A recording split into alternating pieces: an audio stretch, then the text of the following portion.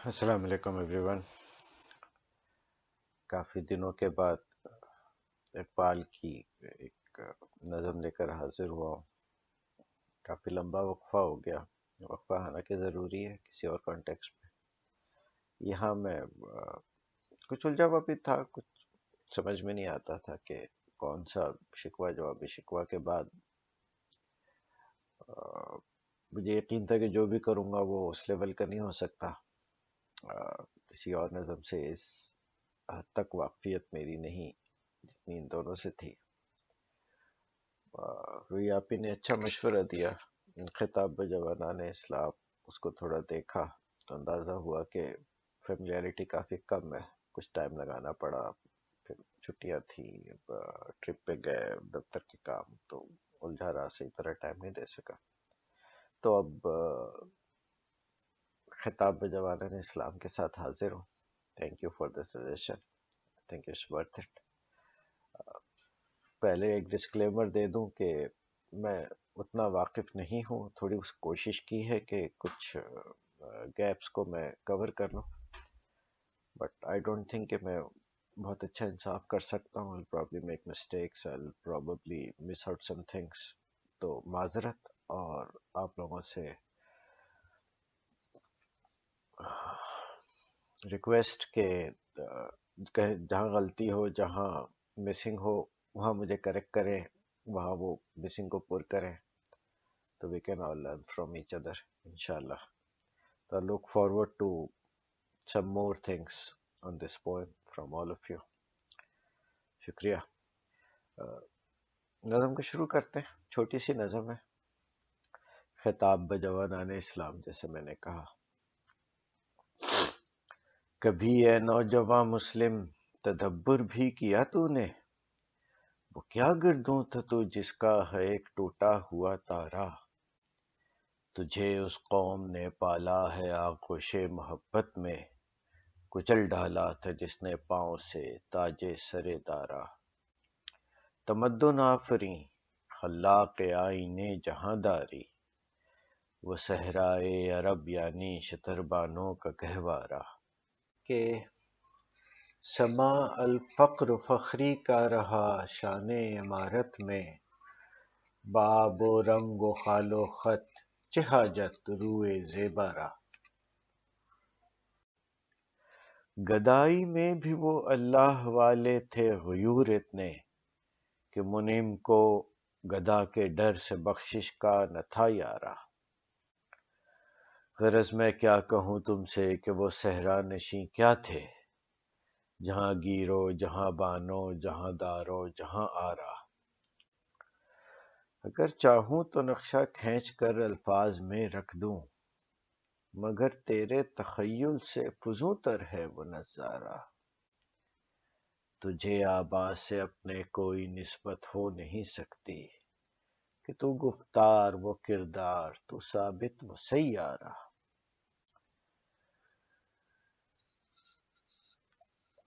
گنوا دی ہم نے جو اسلاف سے میراث پائی تھی، گنوا دی ہم نے جو اسلاف سے میراث پائی تھی، ثریا سے زمیں پر آسمان نے ہم کو دے مارا۔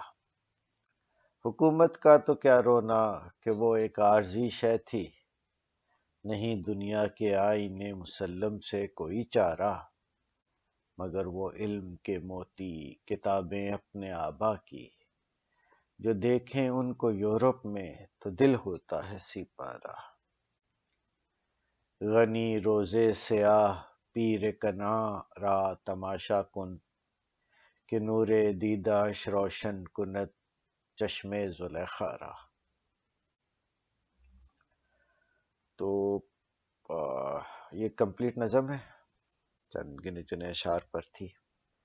تھوڑی سی کمنٹری کر لیتے ہیں، اشعار بہ اشعار چلتے ہیں اسی ترتیب سے۔ سٹارٹ تو سادہ سے شعر سے ہے کہ نوجوانوں کو کہہ رہے ہیں کہ کبھی غور کیا ہے آپ نے، آپ کی ہسٹری کیا ہے، آپ کی میراث کیا ہے، آپ کے آبا کون تھے؟ تو میٹافوریکلی کس آسمان کے تم ٹوٹے ہوئے تارے ہو، تمہیں یعنی تمہیں جس قوم نے پالا ہے وہ کون لوگ تھے، وہ کیا تھے، ان کی خصوصیات کیا تھیں. تو ایک خصوصیت کی طرف انہوں نے خاص طور سے بولا ہے کہ کچل ڈالا تھا جس نے پاؤں میں تاج سر دارا. مطلب تو کلیئر ہوگا کہ تاجوں کی کوئی وقت نہیں تھی، ان کے یہاں پاؤں سے کچل دیا تھا. ہسٹوریکلی میں نے سمجھنے کی تھوڑی کوشش کی، کچھ ڈھونڈا بھی نیٹ پہ، میں کوئی بہت اچھی چیز مجھے مل نہیں سکی، کوئی اچھا ریفرنس، کوئی ڈیٹیل اس کی. وہ کہتے ہیں کہ ایران یا فارس کا پرانا کو بادشاہ تھا دارا، جس کا کوئی اسپیشل تاج تھا، بہت مشہور تھا، اور وہ بادشاہ در بادشاہ وراثت میں منتقل ہوتا تھا. تو جب مسلمانوں نے فتح کیا ایران کو، I think حضرت عمر کے دور میں انہوں نے کیا، تو جن صحابی نے اس کو قتل کیا جس کا تاج تھا، تو انہوں نے تاج اپنے پاس رکھنے کے بجائے جو ایک کلیکٹیو مال غنیمت تھا اس میں لات مار کے اس کے اندر جمع کرا دیا. پوچھنے پر کہا کہ میں نے تاج کے لیے تھوڑی کیا تھا، مال و دولت کے لیے تھوڑی کیا تھا، میں نے تو اللہ کی رضا کے لیے اپنے رسول کے حکم سے میں نے یہ کیا. تو وہ شکوہ میں اقبال نے کہا ہے نا کہ تھی نہ کچھ دیر زنی اپنی حکومت کے لیے، سر بکف پھرتے تھے کہتا ہے میں دولت کے لیے. تو یہ وہ لوگ تھے کہ خود کچھ ہو نہ ہو مگر وہ اللہ کی رضا کے لیے سارے کام کرتے تھے. اگلے شعر پہ آتے ہیں. تمدن آفری، آفری یعنی کیا بات تھی، کیا عظمت تھی، کیا بہترین تمدن انہوں نے دنیا کو دیا. خلاق آئین جہاں داری، دنیا کو چلانے کا آئین بنانے والے تھے یہ لوگ. یعنی جن لوگوں نے دنیا کا آئین بنایا اور بہترین تمدن دیا، وہ تھے کون؟ وہ ایک چھوٹے سے صحرا میں رہنے والے قبائلی لوگ تھے، اونٹوں کو چرانے والے تھے. And look at what they became, the exalted personalities of them. تو شتربان یعنی اونٹوں کو چرانے والے. اگلے اس میں شان امارت یعنی حکومت کے جو انداز تھا ان کا، اس میں وہ ٹرم یوز کیا ہے اقبال نے، الفقر و فخری. یہ نبی کی ایک حدیث سے ہے، نبی کی طرف منسوب کیا جاتا ہے کہ انہوں نے کہا تھا الفقر و فخری، کہ ملٹیپل ڈیویشنس ہیں. الفقر و فخری والفخر منی بھی ہے، الفقر و فخری و بہی افتخر بھی ہے، اور اس طریقے سے کچھ اور بھی ویریئنٹس ہیں.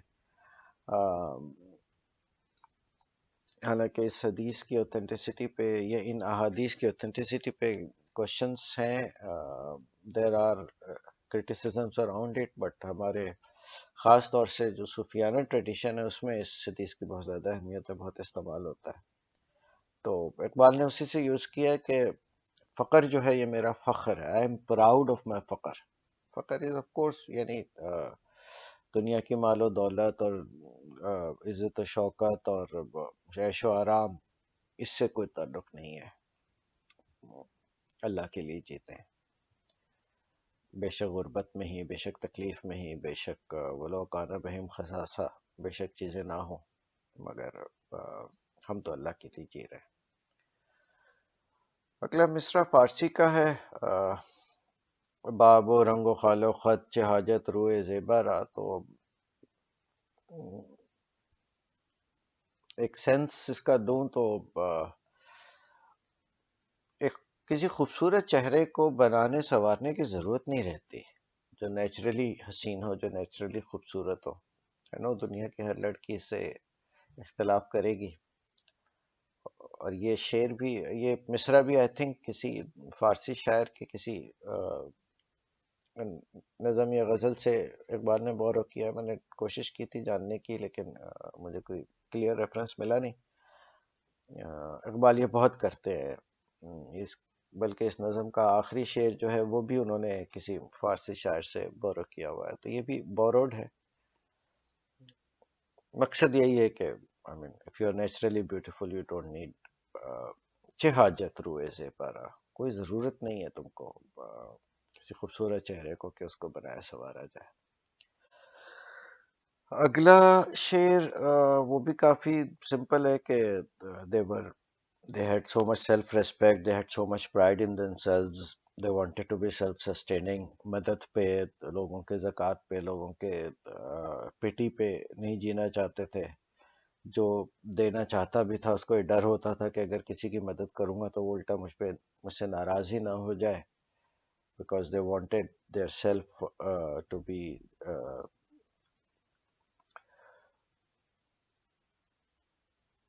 they wanted to be able to sustain themselves. تو یہ مقصد. اس کے آگے پھر کہہ رہے ہیں کہ اپنے مخاطب کو کہ میں کس طریقے سے تمہیں سمجھاؤں کہ وہ صحرا میں رہنے والے قبائلی لوگ تھے کیا، بنے کیا. اگلا مصرع آئی مین کامن الفاظ ہیں، جہانگیر، جہاں دار، جہاں بان، جہاں آرا، بٹ سچی بات ہے الفاظ کے معنی سے میں واقف نہیں تھا. یعنی زیادہ تر کسی کتاب میں، کسی اس میں اگر لکھا ہوا ہے تو کانٹیکٹ سے پڑھ کے آگے بڑھ جاتے ہیں، کبھی اور نہیں کیا. یہاں آپ ہی اور انٹرنیٹ نے تھوڑی سی مدد کی میری. جہانگیر از دنیا کو فتح کرنے والا. جہاں دار از دنیا چلانے والا، جس کو دنیا کی سمجھ ہو. جہاں بان جو دنیا کو سجائے، جو دنیا کی آرائش کرے، بنائے سنوارے. اور جہاں آرا سوری جہاں بان از جو دنیا کی وہ کرے، حفاظت کرے.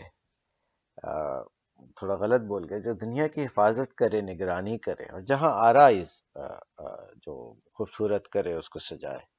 تو اس طریقے سے چار انہوں نے ایڈجیکٹیوز، چار مین کوالٹیز کہ وہ دنیا کو چلانے والے، دنیا کو فتح کر کے اس کو لے کر اس کو کارو آؤٹ کر کے اس کو ایک شکل دینے والے تھے.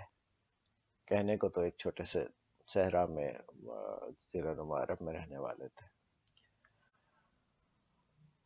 اگلا شعر کافی وہ ہے اقبال کا، کوئی شک نہیں کہ نقشہ کھینچ کر الفاظ میں اقبال سے اچھا کون کر سکتا ہے. وہ کہنا یہ چاہ رہے ہیں کہ you can't even imagine what they were. میں اگر لکھ بھی دوں الفاظ کے الفاظ، تم سمجھ نہیں سکو گے. تمہاری امیجنیشن سے بھی پرے ہیں وہ. دے آر ٹو گڈ، بہت بڑھ کر ہیں تمہاری امیجنیشن سے بھی. تمہارے کیا نام ہے، you can't even think it, you can't even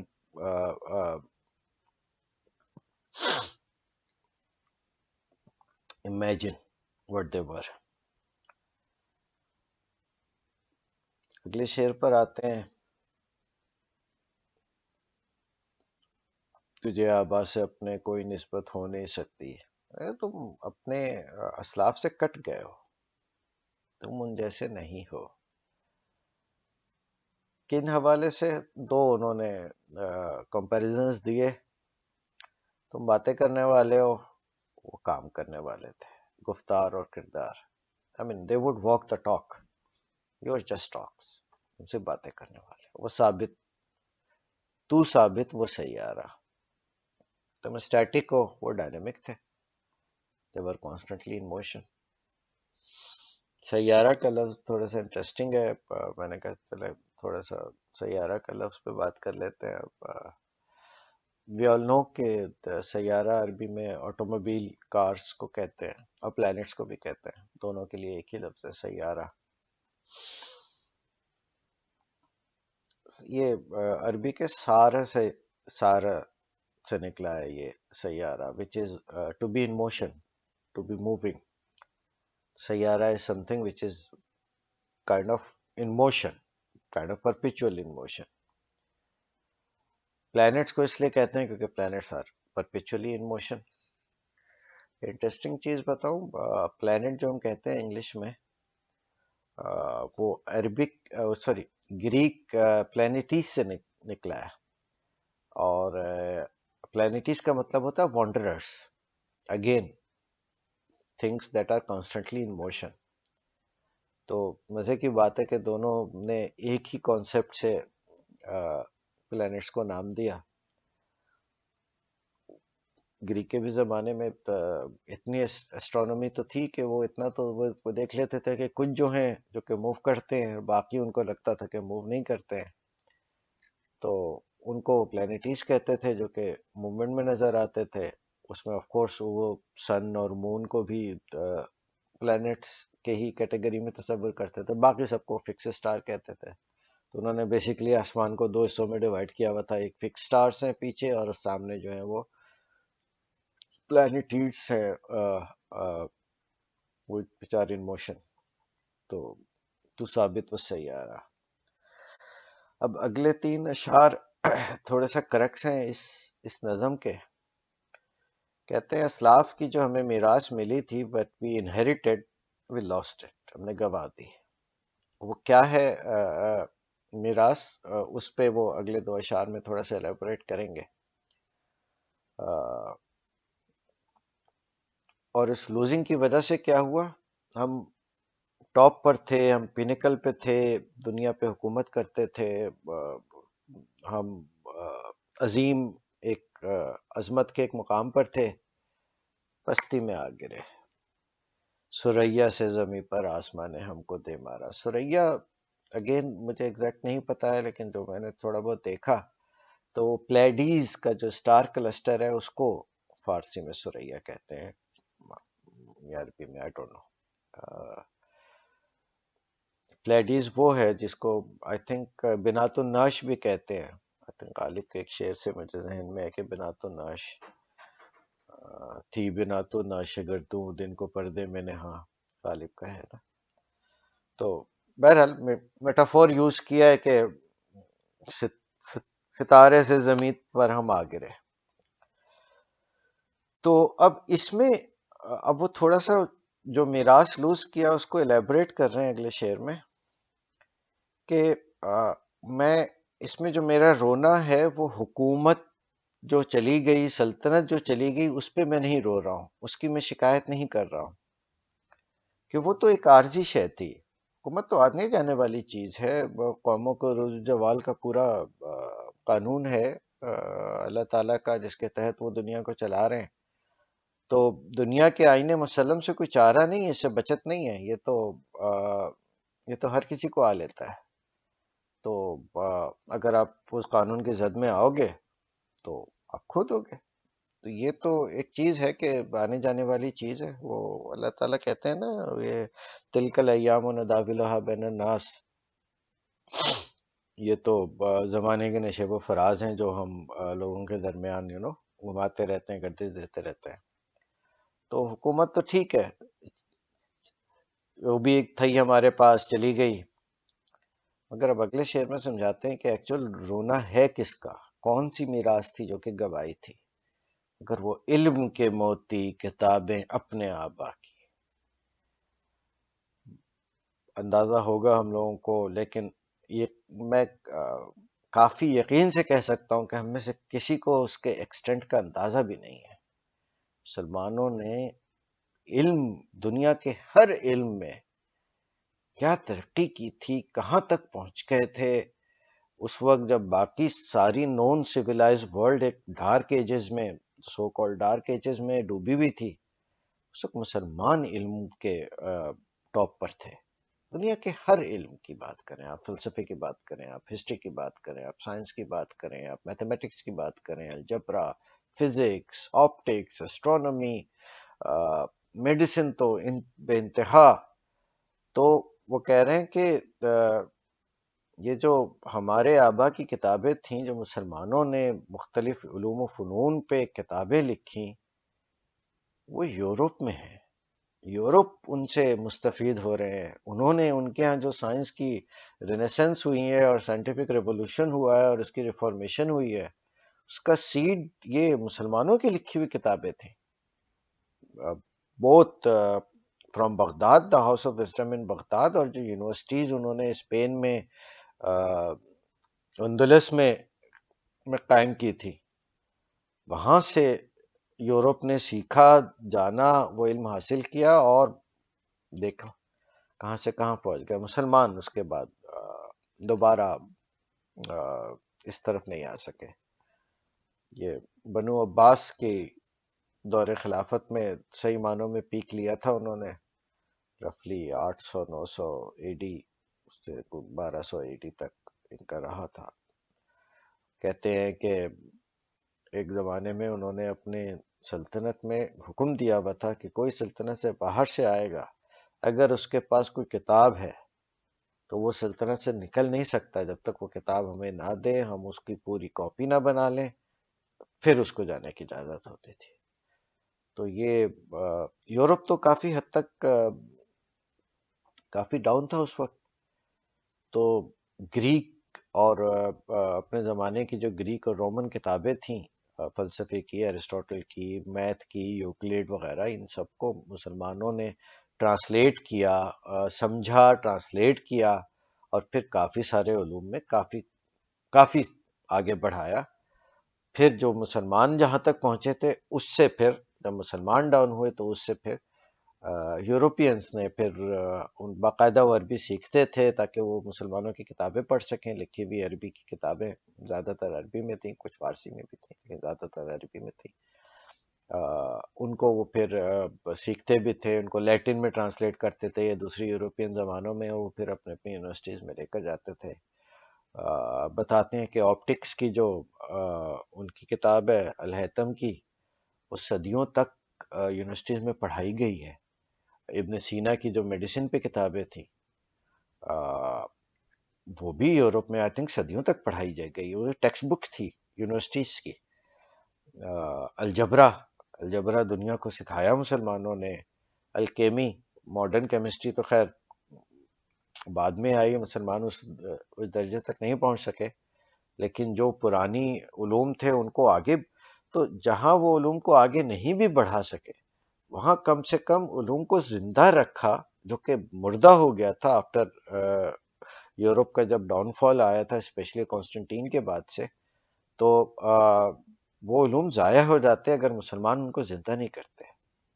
اور صرف یوروپین نہیں، مسلمانوں نے انڈین نالج، بلکہ انڈین نیومرلز کو اڈاپٹ کر کے یہ جو آج ہم ڈیسیمل سسٹم کرتے ہیں، یہ ایکچولی انڈین نیومرلز ہے نا، لیکن ان کو آپ بہت ساری جگہوں پہ دیکھو گے تو عربک نیومرلز بھی کہتے ہیں، کیونکہ یورپ نے تو عرب سے سیکھا تھا، ٹھیک ہے، عربوں نے انڈیا سے سیکھا تھا، بر صغیر پاک و ہند سے سیکھا تھا۔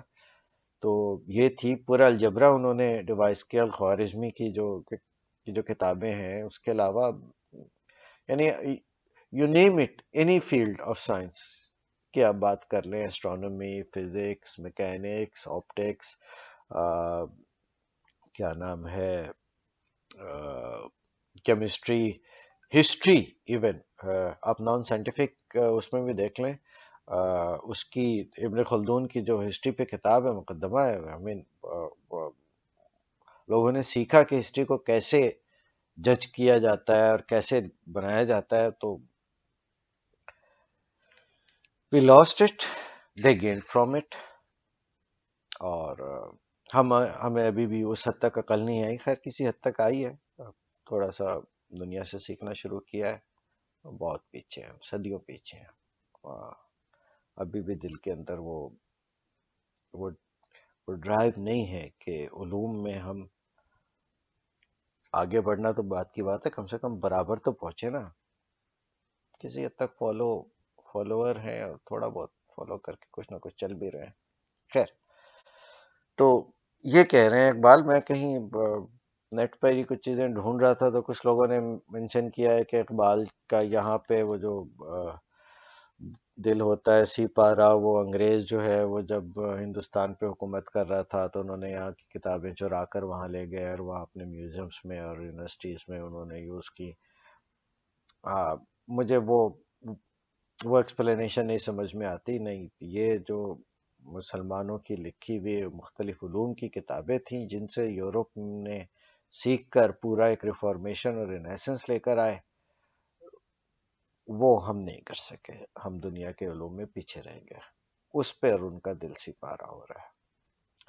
آخری شعر اگین فارسی کا ہے، یہ کوئی فارسی کے شاعر ہیں، غنی کشمیری، آئی ڈونٹ نو، ان کا شعر بورو کیا ہے، چونکہ معنی اور ٹوٹل ردیف و قافیہ سے بھی اس نظم کے ساتھ میچ ہو رہا تھا۔ تو اس کو اگر سمجھنے کا کریں تو غنی روزے سیاہ پیر کنا را تماشا کن، کنا، آپ کو پتہ ہوگا کینان کا علاقہ بائبل میں، خاص اولڈ ٹیسٹمنٹ میں کافی ذکر ہے کہ وہ جگہ تھی جو آج کل جس کو فلسطین کہتے ہیں، وہ کینان کا علاقہ کہلاتا تھا، جہاں اللہ نے بنی اسرائیل کو وہ کیا تھا، جہاں کی حکومت دی تھی، اور جہاں ان کو توحید کا مرکز بنانے کا کہا تھا۔ شاید یہی وہ علاقہ ہے جہاں حضرت داؤد اور حضرت سلمان کی حکومت بھی تھی۔ This was the centre. یہاں پیر کنا سے مراد حضرت یعقوب علیہ السلام ہیں۔ تو کہہ رہے ہیں کہ روزے سیار پیر کنا را تماشا کن، کہ دیکھو کہ حضرت یعقوب کی بدنصیبی دیکھو، ان کی نصیب کی سیاہی دیکھو، کہ نور دیداش روشن کنت چشم زلیخا را، کہ ان کا جو آنکھوں کے نور تھے حضرت یوسف، جن کے غم میں حضرت یعقوب کی آنکھوں کی بینائی چلی گئی تھی، تو ان کے جو آنکھوں کے نور تھے حضرت یوسف علیہ السلام، ان کی آنکھیں روشن کر رہی ہیں زلیخا کی آنکھوں کو، زلیخا کی آنکھوں کو روشن کر رہی ہے حضرت یوسف، جو کہ ایکچولی حضرت یعقوب کی آنکھوں کی روشنی تھے، اور جن کی وجہ سے حضرت یعقوب کی آنکھوں کی روشنی چلی گئی۔ اگین وہی وہ کر رہے ہیں کہ کتابیں ہماری تھیں، مسلمانوں کی تھیں، ہماری میراث تھی، مگر اس سے فائدہ کس نے اٹھایا؟ تو یوروپینس نے اٹھایا۔ تو یہ اسی کو انہوں نے اس طریقے سے دوسرے الفاظ میں کہا ہے۔ تو دس از اٹ۔ اگین اگر کچھ غلطی کی ہے، کوئی چیز مس کی ہے، کوئی بہتر ایکسپلینیشن، کوئی اور ڈیٹیل، تو آئی ول لک فارورڈ ٹو اٹ۔ مجھے بھی بتائیں، مجھے بھی سکھائیں۔ تھینک یو رہی آپ کے سجیسٹ کرنے کا، اس نظم کے متعلق کافی کچھ سیکھنے کا موقع ملا اس کی وجہ سے۔ کبھی اتنی ڈیٹیل میں اتنا غور میں نے نہیں کیا تھا اس پہ، تو تھینک یو ویری مچ۔ آپ سب لوگوں کا بہت شکریہ، جزاکم اللہ خیرن۔ اللہ حافظ۔